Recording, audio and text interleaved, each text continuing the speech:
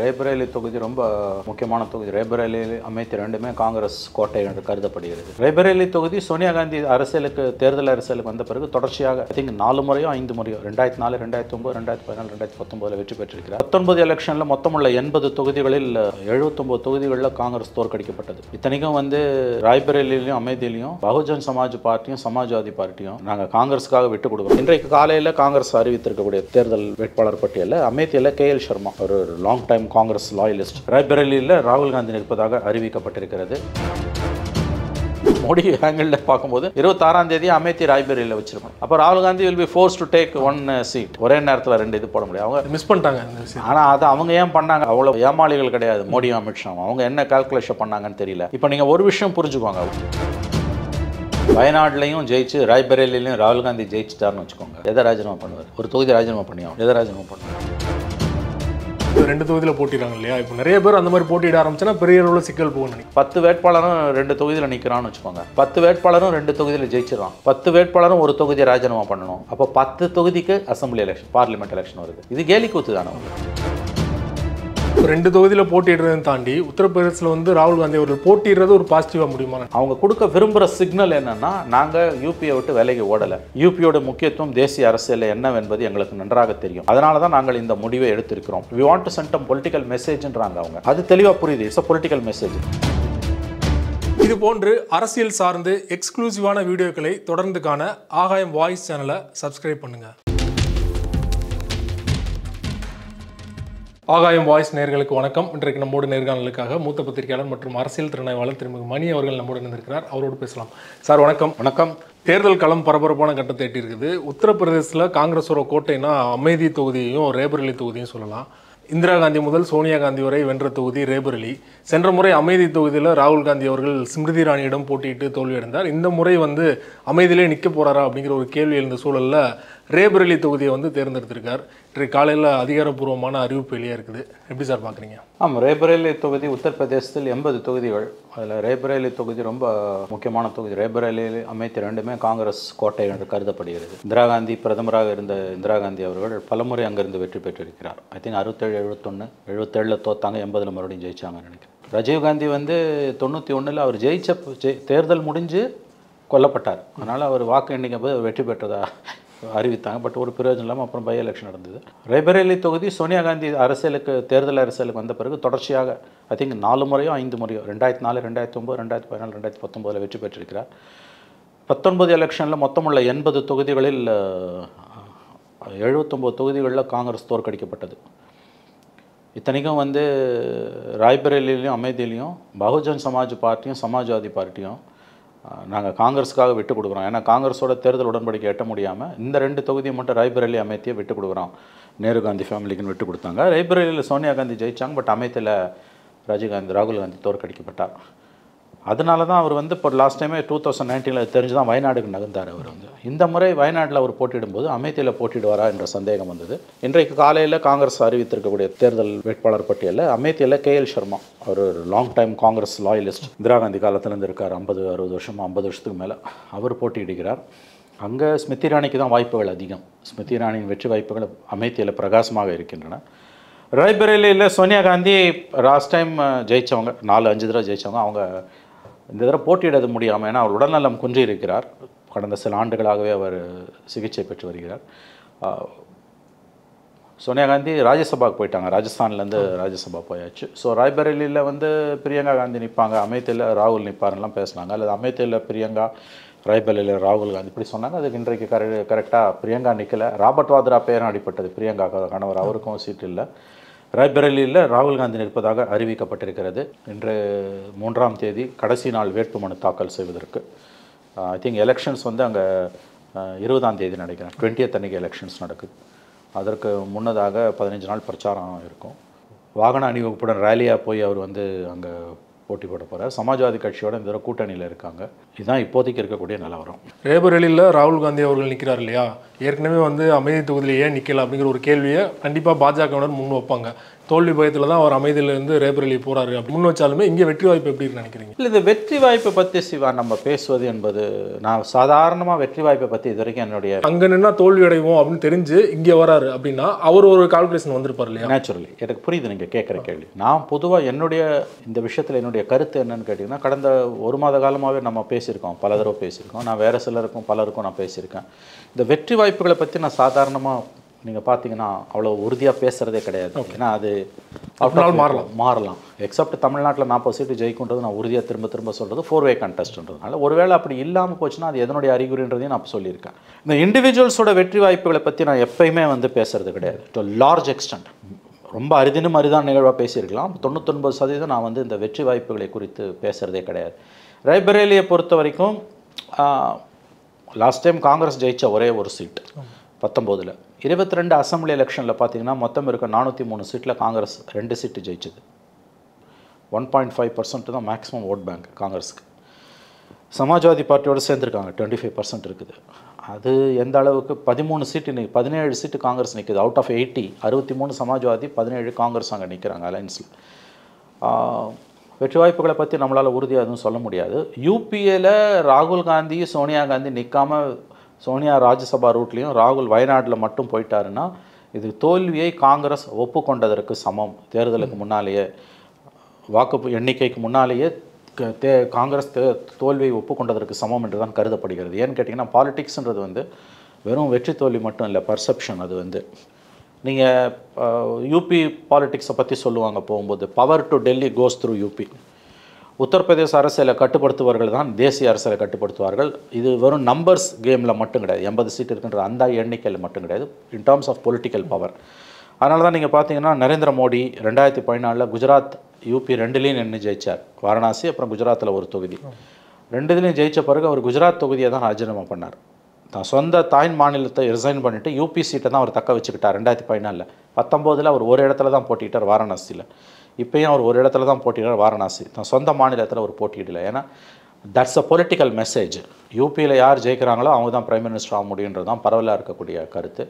சுதந்திர இந்திய வரலாறில் நீங்கள் பார்த்தீங்கன்னா பார்லிமெண்ட்டில் லோக்சபா ரூட்டில் போனவங்களில் I think except Morarji Desai மற்ற பிரைம் மினிஸ்டர்ஸ் எல்லாமே யூபியிலேருந்து போனவங்க தான். தேவேகவுடா கர்நாடகா, ஐக்கிய குஜராத் ராஜ்யசபா ரூட்டு, மன்மோகன் சிங் அஸ்ஸாம்லேருந்து ராஜ்யசபா ரூட். அதை தவிர பிரதம மந்திரிகளாக இருந்த ஜவஹர்லால் நேரு, இந்திரா காந்தி, ராஜீவ் காந்தி, லால் பகதூர் சாஸ்திரி, அடல் பிகாரி வாஜ்பாய், இவங்க எல்லாருமே வந்து உங்களுக்கு வந்து லோக்சபா ரூட்டில் அங்கேருந்து போனவங்க. நரசிம்மராவ் ஆந்திராலேருந்து பார்லிமெண்ட்டுக்கு லோக்சபாவுக்கு போனவர்.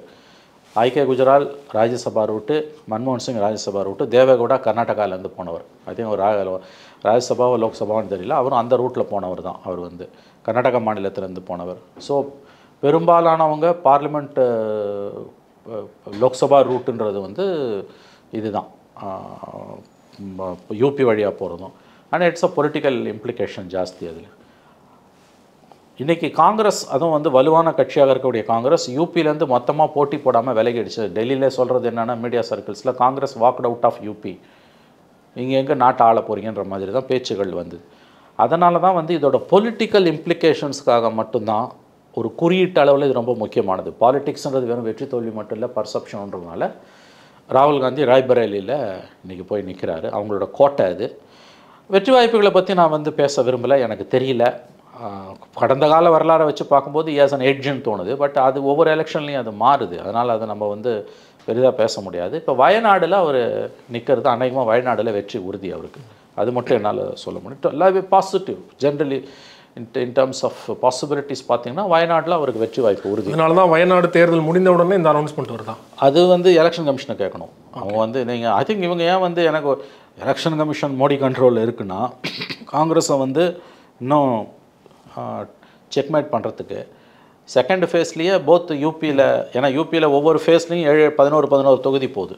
7 ஃபேஸ்லேயும் 7, 11, 77 ஏதோ ஒரு தொகுதியில் மட்டும், ஒரு ஃபேஸில் மட்டும் 18, 12, 13 தொகுதிகள் போகுது. கிட்டத்தட்ட ஈக்குவலாக அடிக்கிறாங்க. 26ஆம் தேதி கேரளாவில் என்டையர் கேரளாவில் எலெக்ஷன், வயநாடில் அவர் போட்டி போடுறாருன்னா நீங்கள் என்ன பண்ணியிருக்கணும், ஐ மீன் மோடி ஆங்கிளில் பார்க்கும்போது 26ஆம் தேதி அமேத்தி ராய்பரேலியில் வச்சுருக்கணும். அப்போ ராகுல் Gandhi will be forced to take 1 seat ஒரே நேரத்தில் 2 இது போட முடியாது. அவங்க மிஸ் பண்ணிட்டாங்க இந்த விஷயம். ஆனால் அதை அவங்க ஏன் பண்ணாங்க? அவ்வளோ ஏமாளிகள் கிடையாது மோடியும் அமித்ஷாவும். அவங்க என்ன கால்குலேஷன் பண்ணாங்கன்னு தெரியல. இப்போ நீங்கள் ஒரு விஷயம் புரிஞ்சுக்கோங்க. ஒருவேளை வயநாடுலேயும் ராகுல் காந்தி ஜெயிச்சு, நமக்கு தெரியாது, வயநாடில் ஓரளவு நான் வந்து பாசிபிலிட்டிஸ் இருக்குன்னு தான் நான் சொல்கிறேன், அடித்து சொல்லலை எதையுமே. வயநாடுலையும் ஜெயிச்சு ராய்பரேலிலையும் ராகுல் காந்தி ஜெயிச்சிட்டாருன்னு வச்சுக்கோங்க, எதை ராஜினாமா பண்ணுவார்? ஒரு தொகுதி ராஜினாமா பண்ணி ஆகணும். எதை ராஜினாமா பண்ணுவார்? எனக்கு தெரிஞ்சு வயநாடு வந்து ராஜினாமா பண்ணுவார். அப்புறம் எதுக்கு போய் இவ்வளோ தூரம் அங்கே நின்று இந்த கேள்வி வருது இல்லை? இந்த 2 தொகுதியில் ஒருத்தன் போட்டி போடுறதுன்றது தடுக்கப்பட வேண்டும், அது யாராக இருந்தாலும். அப்படி போட்டி போடுறவங்கெல்லாம் தோல்வி விளிம்பில் இருப்பவர்கள் மட்டும்தான் அதை போட்டி போடுறாங்க, வேறு யாரும் அதை போட்டி போடுறது. இதில் பாசிட்டிவாக பார்க்க வேண்டிய விஷயம் எதுவுமே இல்லை, எதுவுமே இல்லை. இது ஜனநாயகத்துக்கு கேடு. இந்த 2 தொகுதியில் ஒருத்தன் போட்டிடுறான், ஒருத்தி போட்டிடுறான்னா அது ஜனநாயகத்துக்கு கேடு. அந்த முறை வந்து கண்டிப்பாக ஒழிக்கப்பட வேண்டும். இப்போ 2 முறைக்கு மேலே நீங்கள் போட்டி போட முடியாது சட்டப்படி. ஜெயலலிதா 4 தொகுதியில் போட்டு அந்த கேஸ் இன்னமும் பெண்டிங்கில் இருக்குது. செத்த பிறகு தான் அந்த கேஸ் ஓஞ்சுது. அந்த அம்மா சாவர வரைக்கும் அந்த கேஸ் பெண்டிங்கில் இருந்தது. ஏன் அந்த அம்மா அதை பண்ணாங்க? 2001 2 கேஸில் அந்த அம்மா வந்து கன்விக்ட் ஆனதால் டிஸ்குவாலிஃபைடு, தண்டனை பெற்றதால் அவங்களால எலெக்ஷனில் நிற்க முடியாதுன்னு இருந்தது. தண்டனை பெற்றது காரணத்துக்காக தன்னோட நாமினேஷன் ரத்து செய்யப்பட்டதுன்றது வரக்கூடாது, பதிவு பண்ணக்கூடாதுன்னு அந்த மாதிரி 4 தொகுதியில் போய் போட்டாங்க. 4 தொகுதியில் ஒரு கேண்டிடேட் போட்ட அட்டூழியெல்லாம் தமிழ்நாட்டில் நடந்தது. 4 தொகுதியிலையும் அந்த அம்மாவோட வேட்புமனு டிஸ்மிஸ் ஆச்சு. அதை விட கேவலம், 4 தொகுதியிலையும் வேட்புமனு டிஸ்மிஸ் ஆன அதிமுகவுக்கு 132 சீட் கொடுத்து ஜனங்க உட்கார வச்சாங்க. அப்போ வந்து நியாய தர்மத்துக்கும் மான ரோசம் வெக்கம் எதுக்குமே இந்த அரசியலில் இடமே கிடையாது அப்படின்றதுக்கு ஜெயலலிதா வெற்றி 2001 வெற்றி ஒரு சரியான உதாரணம். அது மிகச்சரியான உதாரணம். 4 தொகுதியில் போய் அந்த அம்மா போட்டி போட்டு, அந்த போட்டி போட்ட காரணத்தால் 4 தொகுதியில் நாமினேஷன் போட்ட காரணத்தால் அந்த அம்மாவோட வேட்புமனுக்கள் வந்து ரத்து செய்யப்பட்டது. இப்போ நீங்கள் 2 தொகுதிக்கு மேலே போட்டிங்கன்னா டிஸ்மிஸ் ஆகிடும். நீ 2 தொகுதியில் போட்டிக்கிட்டு 2 தொகுதியில் ஜெயிச்சுன்னா ஒரு தொகுதியை நீ சத்தியமாக ராஜினாமா பண்ணி ஆகணும். இன்னொரு தடவை அங்கே எலெக்ஷன் வரப்போகுது. இந்த சிஸ்டத்தை ஏன் கமிஷன் கொண்டு வந்தது? எவ்வளவோ எலக்ட்ரல் ரிஃபார்ம்ஸ் கொண்டு வந்த நம்முடைய நாடாளுமன்றம் இதை மட்டும் ஏன் பண்ணலன்னு புரியல எனக்கு. இது பார்த்தீங்கன்னா ஒவ்வொரு தடவையும் கொண்டு வந்ததுக்கான காரணம் என்ன சொல்லப்பட்டது எனக்கு தெரியல. தோல்வி பயத்தில் இருக்கக்கூடியவங்க தான் இதை செய்கிறாங்க. இப்போ மோடி வந்து 2014 2 இடத்துல நின்னார். அதே அவர் ஜெயிச்ச பிறகு கன்சால்டேட் பண்ண பிறகு 2019 ஒரு இடத்துல தான் நின்னார். நீங்கள் பார்த்தீங்கன்னா தெரியும். சோனியா காந்தி 99 2 இடத்துல நின்னாங்க. எங்கே தெரியுமா? சிக்மகளூரில் ஒன்று, கர்நாடகாவில் சிக்மகளூரோ ஏதோ ஒரு இடம், நான் எனக்கு நல்லா மறந்து போச்சு. சிக்மகளூரில் ஒரு இடம் ரகசியமாக போய் அங்கே வந்து வேட்புமனு தாக்கல் பண்ணாங்க. அங்கே ஒன்று, யூபியில் வந்து ஐ திங்க் அமேத்தியோ ராய்பரேலியோ ஒரு இடம், இந்த 2ல் ஒரு தொகுதி. ஏன்னா 99 தோத்துருவோன்ற பயம் இருந்தது அவங்களுக்கு. ஆனால் அதே சோனியா காந்தி 2004 2009 2014 19 ஒரு தொகுதியில் தான் போட்டாங்க. ராகுல் காந்தி வந்து 2004 2009 2014 ஒரே இடம் அமேத்தி. 19 தோல்வி பயம் வந்தோன்னா 2 இடத்துக்கு வராரு அவர். 1ல் ஜெயிக்கிறார், 1ல் தோக்குறாரு. 2லையும் ஜெயிச்சுதான் என்ன இருக்கும்? ஏதாவது ஒன்று அவர் ராஜினாமா பண்ணிடணும். இப்போ எப்படி இதை வந்து நீ 2 இடத்துல நிற்கிறதுன்றது இட்ஸ் அ ஃபார்ஸ்ன்ற நான் நீங்கள் புரிஞ்சுக்கோங்க. இப்போ உங்களுக்கு புரியும் நினைக்கிறேன். யார் நின்னாலுமே ஒரு கேண்டிடேட்டு ஒரு எலெக்ஷனில் 2 தொகுதியில் நிற்கிறதுன்றது தடை செய்யப்பட வேண்டும். ஏன்னா இது நிச்சயமாக நீ வந்து திணிக்கிற மக்கள் மேலே இன்னொரு எலெக்ஷனை திணிக்கிற. நீ இந்திரா காந்தி மேடக்குன்னு ஆந்திராவில் வந்து ஒரு இடத்துல நின்னாங்க, அப்புறம் யூபிலையும் போய் நின்னாங்க. இந்த மாதிரியான விஷயங்கள் வந்து கண்டிப்பாக தவிர்க்கப்பட வேண்டும். யார் ஒருத்தருமே அசம்பிளியாக இருக்கட்டும், பார்லிமெண்ட் இருக்கட்டும், நீ வந்து 2 தொகுதிக்கு மேலே ஒருத்தர் நிற்கக்கூடாதுன்னு சொல்கிறல்ல, அது எது 2 தொகுதிக்கு மேலே நிற்கக்கூடாது? 3 தொகுதியில் நிற்கலான்னு இருக்கலாமே. ஆகவே இந்த ராகுல் காந்தியோட இந்த முயற்சி, இந்த ராய்பரேலியில் நிற்பது என்பது என்னை பொறுத்த வரைக்கும் இது சட்டத்தில் இடம் இருக்க அவர் நிற்கிறாரு. But politically it shows weakness. அதை புரிஞ்சுக்கோங்க. 2 தொகுதியில் எந்த ஒரு தலைவர் போட்டியிட்டாலும் அது பலவீனத்தின் வெளிப்பாடு, தோல்வியின் அறிகுறி. தோல்வி பயத்தில் தான் 2ல நிற்கிறீங்க. இது ஃபேக்ட் இல்லையா? நான் சொல்லணும்னு அவசியம் இல்லை, உங்களுக்கே புரியும். தோல்வி பயத்தில் தான் ஒரு வேட்பாளர், அவர் எந்த கட்சியாக வேணா இருக்கட்டும், யாராக வேணா இருக்கட்டும், நான் இந்த கட்சி அந்த கட்சின்னு சொல்லலை, 2 தொகுதிகளில் ஒரு வேட்பாளர் போட்டியிடுகிறார் என்றால் அவர் தோல்வி பயத்தில் மட்டும் தான் போட்டியிடுகிறார். இது மக்கள் மீது திணிக்கப்படுகிற ஒரு செலவு, மக்கள் மீது திணிக்கப்படுகிற ஒரு விதமான சுமை. இதை சட்டம் அனுமதிக்கிறது. கண்டிப்பாக தேர்தல் சீர்திருத்தங்கள் இந்தியாவில் எதிர்காலத்தில் மேற்கொள்ளப்படும் பொழுது இது நிச்சயமாக கவனத்தில் கொள்ளப்பட வேண்டும். நீங்கள் என்ன, உங்களுடைய கருத்தை நீங்கள் சொல்லுங்கள். இது தவறு இருக்குதுன்னா நீங்கள் சொல்லுங்கள், சேலஞ்ச் பண்ணுங்கன்ற. கரெக்ட் தான். ஏன்னா என்ன லாஜிக் இது? ஏதாவது ஒன்று நீ ராஜினாமா பண்ணி ஆகணும். 2 தொகுதியில் நீ ரெப்ரசன்ட் பண்ண முடியாது. அப்போ மக்கள் மீது அந்த தேர்தல் திணிக்கப்படுது. 2 தொகுதிக்கு மேலே ஒருத்தன் போட்டியிட முடியாதுன்னு போது 2 தொகுதியில் ஒருத்தையும் போட்டிடணும். 1ல் ஜெயிச்சா 2ல் அவன் ஜெயிச்சானா யூ கேனாட், அதாவது அது ஒரே நேரத்தில் ஒரு கட்சி தலைவர் ஒரு வெற்றி வேட்பாளர் 2 தொகுதிகளில் எம்பியாக இருக்க முடியாது, அசம்பிளியில் எம்எல்ஏவாக இருக்க முடியாது. அப்போ இன்னொரு அங்கே வந்து தேர்தல் வந்து இன்னவிட்டபிள் ஆகுது. 2 தொகுதியில் ஒருத்தன் போட்டிடுறதன் மூலமாக 2லையும் தோத்துட்டானா பிரச்சனை இல்லை, 2லையும் ஜெயிச்சிட்டானா அங்கே வந்து மறுதேர்தலுக்கான வாய்ப்பை நீ இப்பயே உருவாக்கிடுற. எதற்காக சட்டம் இதை அனுமதிக்கிறது என்று புரியவில்லை. ராகுல் காந்தியோட இந்த முடிவு, ராய்பரேலியில் ராகுல் காந்தி போட்டியிடுகிறார் என்பது தோல்வி பயத்தின் வெளிப்பாடு என்று தான் நாம் பார்க்க வேண்டும். நீ அங்கேயே தான் போட்டிட்டு இருக்கணும், வயநாடுக்கு வரக்கூடாது. உனக்கு பொலிட்டிக்கலி அது ரொம்ப முக்கியம். நீ வயநாட்டில் எதுக்கு போட்டிடுற? நீ இப்போ வயநாட்டிலையும் போட்டிட்டு அங்கேயும் அவர் போட்டிடுறாரு. எனவே இது சட்டத்தில் இருக்கக்கூடிய குறைபாடு. கண்டிப்பாக இது எதிர்காலத்தில் எலக்ட்ரல் ரிஃபார்ம்ஸ்னு சொல்லக்கூடிய தேர்தல் சீர்திருத்தங்கள் மேற்கொள்ளப்படும் பொழுது இது ஏதாவது ஒரு கட்டத்தில் களையப்படும் என்று தான் நான் எதிர்பார்க்கிறேன். இப்போ ஒரு சிலர் வந்து 2 தொகுதியில் போட்டிடுறாங்க இல்லையா? இப்போ நிறைய பேர் அந்த மாதிரி போட்டியிட ஆரம்பிச்சுன்னா பெரிய அளவில் சிக்கல் போகும் நினைக்கிறேன். பெரிய அளவில் சிக்கல் வரும். நல்ல கேள்வி இது. இப்போ செல்வாக்கு மிக்க தலைவர்கள் இப்போ எல்லாரும் 2 தொகுதியில் போட்டிடுறதில்ல. நீங்கள் பார்த்தீங்கன்னா ரொம்ப ரேராக தான். அது வந்து நீங்கள் நல்ல கேள்வி. அதாவது வந்து ஒரு 2 எலெக்ஷன் 3 எலெக்ஷனுக்கு முன்னால் பார்லிமெண்ட்டில் அசம்பிளியில் 2 தொகுதியில் போட்டிடுறவங்கள எண்ணிக்கை வந்து ஓரளவு இருக்கும். அது காலகாலத்தில் இப்போ குறைஞ்சிக்கிட்டே வந்துடுச்சு, ரொம்ப குறைவாக தான் இருக்குது. நீங்கள் சொல்கிற மாதிரி நிலைமை வருதுன்னு வச்சுக்கோங்களேன். இப்போ நாடு முழுவதும் வந்து இப்போ பிஜேபி வந்து இவ்வளோ பவர்ஃபுல்லாக இல்லை, பிஜேபிக்கு செல்வாக்கு குறையுது. காங்கிரஸ், பிஜேபி, ஜனதாதள் இந்த மாதிரி கட்சிகள் எல்லாமே வந்து ரொம்ப பவர்ஃபுல்லாக இருக்காங்க. சில மாநில கட்சிகளும் பவர்ஃபுல்லாக இருக்காங்க. உதாரணத்துக்கு ஒரு 10 தலைவர்கள் இருக்காங்க இந்தியா முழுவதும், தேசிய கட்சிகள், பிராந்திய கட்சிகளில். அவங்க எல்லாருக்குமே பிரதமர் கனவு இருக்குது, மத்திய மந்திரி கனவு இருக்குது. ஒரு தொகுதியில் நின்னா நமக்கு வாய்ப்பு. அவங்க எல்லாருக்கும் இன்னொரு பயமும் இருக்குது, ஒரு தொகுதியில் வெற்றி உறுதி இல்லை, 2 தொகுதியில் நின்னா தான் ஒன்று சேஃப்னா. 10 வேட்பாளரும் 2 தொகுதியில் நிற்கிறான்னு வச்சுக்கோங்க. 10 வேட்பாளரும் 2 தொகுதியில் ஜெயிச்சிடறான். 10 வேட்பாளரும் ஒரு தொகுதியை ராஜினாமா பண்ணணும். அப்போ 10 தொகுதிக்கு அசம்பிளி எலெக்ஷன், பார்லிமெண்ட் எலெக்ஷன் வருது. இது கேலி கூத்து தானே உங்களுக்கு. ஸோ நிச்சயமாக இந்த 2 தொகுதியில் ஒருவர் நிற்பது என்பது தடை செய்யப்பட வேண்டும். அது இவங்களுக்காக மட்டும் நான் சொல்ல, யாராக இருந்தாலும். நீ வந்து ஏன் வந்து அவர் அமைதியில் போட்டி போடல? அதான் 2 தொகுதியில் இருக்கிற அவர் வந்து வயநாட்டிலையும் போட்டிடுறாரு, இதுலேயும் அயோத்தியிலையும் போட்டி இல்லாமல், அமைதியிலையும் போட்டி இல்லாமல் எதற்காக காங்கிரஸ் ஒதுங்கி போக வேண்டும் நானே கூட பேசியிருக்கேன். அது நீ வந்து அதை எப்படி புரிஞ்சுக்கணும்னு கேட்டிங்கன்னா, அவைலபிள் சிஸ்டத்துக்குள்ளேருந்து வரக்கூடிய அது டாக். அது வந்து ஓவராலாக நீங்கள் பார்க்கும்போது இது அனுமதிக்கத்தக்கதில்லை. ஒரு மனிதன் ஆணோ பெண்ணோ 2 தொகுதிகளில் ஒரு போட்டியிட அனுமதி என்பது நீங்கள் சொல்கிற மாதிரி நல்ல பாயிண்ட் சொன்னீங்க. அதாவது நாளைக்கு வந்து எதிர்காலத்தில் இப்படி போட்டியிடுபவர்களின் எண்ணிக்கை அதிகரிக்குதுன்னு வச்சுக்கோங்க, அது எலெக்ஷன் கமிஷனுக்கு சுமை தான். ஆகவே ராகுல் காந்தியின் இதை பொலிட்டிக்கலாக மட்டும் நம்ம பேசுகிறதுனா, ராகுல் காந்தியின் இந்த முடிவு என்பது காங்கிரஸ் கட்சிக்கு இருக்கக்கூடிய தோல்வி பயத்தின் வெளிப்பாடு தான். நிச்சயமாக 2 தொகுதிகளில் ஒரு வேட்பாளர் போட்டியிடுவது என்பது அச்சத்தின் வெளிப்பாடு, தோல்வி பயத்தின் வெளிப்பாடு தான். அதில் எந்த மாற்று கருத்தும் இடமில்லை. இப்போ 2 தொகுதியில் போட்டியிடுறதை தாண்டி உத்தரப்பிரதேசில் வந்து ராகுல் காந்தி அவர்கள் போட்டியிடுறது ஒரு பாசிட்டிவாக முடியும் காங்கிரஸுக்கு. அந்த சிக்னல் அவங்க கொடுக்க விரும்புகிறாங்க. அவங்க என்ன இது வந்து இந்த வெற்றி தோல்வியை விட முக்கியமானது என்னென்னா, அவங்க கொடுக்க விரும்புகிற சிக்னல் என்னென்னா, நாங்கள் யூபியை விட்டு விலகி ஓடலை, யூபியோட முக்கியத்துவம் தேசிய அரசியலில் என்னவென்பது எங்களுக்கு நன்றாக தெரியும், அதனால தான் நாங்கள் இந்த முடிவை எடுத்திருக்கிறோம். அந்த 2 தொகுதியில் வெற்றி வாய்ப்பு அதிகமுள்ள தொகுதியாக இருப்பது அமேத்தியை விட ராய்பரேலி, அதனால் நாங்கள் அதை எடுக்கிறோம். We want to send a political மெசேஜ்ன்றாங்க அவங்க. அது தெளிவாக புரியுது, இட்ஸ் அ பொலிட்டிக்கல் மெசேஜ். நான் கேட்குறது 2லையும் ஜெயிச்சிட்டாருன்னா அடுத்து என்ன? அப்போ காங்கிரஸுக்கு கூடுதல் சிக்கல் வருவாங்க. அப்போ நீ இவ்வளோ கஷ்டப்பட்டுட்டு வயநாடை விட்டுட்டு போகிறேன்னா இனிமேல் ஜென்மத்துக்கு நீ வயநாடுக்கு திரும்ப முடியாது, நிச்சயமாக திரும்ப முடியாது. ஒன்று அங்கேயே ராய்பரேலியிலே கிடக்கணும், இல்லை அமேத்தி கொஞ்சம் முன்னேறிச்சுனா வரணும், இல்லை ராஜ்யசபா ரூட் எடுத்துகிட்டு தான் போகணும். இவ்வளோ கஷ்டப்படுறதுக்கு நீ ராஜ்யசபா ரூட்லேயே போயிடலாமே, எதுக்கு இவ்வளோ கஷ்டம்? நாடு பூரா பிரச்சாரத்துக்கு போக வேண்டியிருக்குது, எனக்கு என் தொகுதியில் கான்சன்ட்ரேட் பண்ண முடியலன்னு சொல்லிட்டு போயிட வேண்டியதான்.